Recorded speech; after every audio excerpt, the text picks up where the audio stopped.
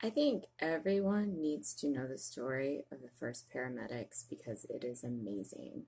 The first paramedics in the world actually were unemployable black men from a poorest neighborhood in Pittsburgh, Pennsylvania. And they came to be from like this amazing combination of events.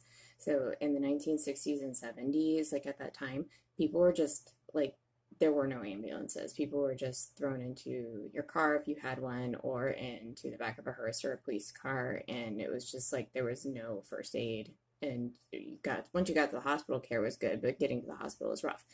And but you were actually more likely to survive a gunshot wound in Vietnam than in the streets of the US. So people noticed that problem. So that was thing number one, like how do we do this better at home?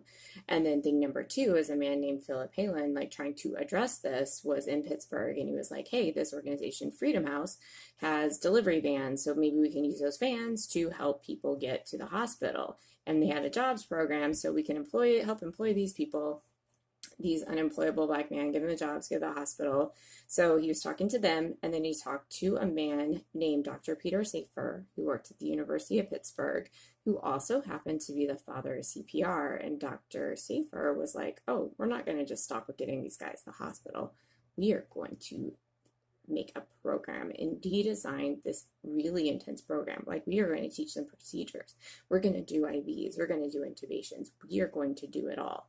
And so he, with the help of a woman medical director like Nancy Carolyn, they developed this intensive training program.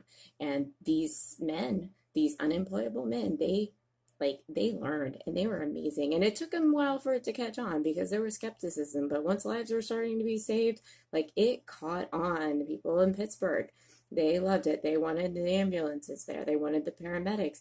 They developed training programs. These guys are traveling around helping establish paramedic programs around the US, around the world, and it caught on, and they wanted it.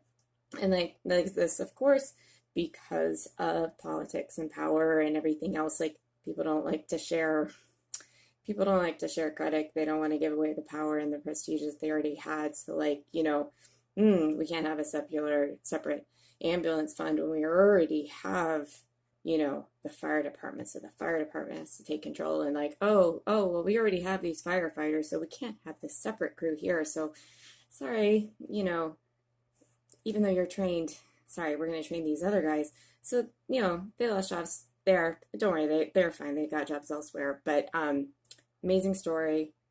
I'm going to post links to podcasts that tell you more. Amazing.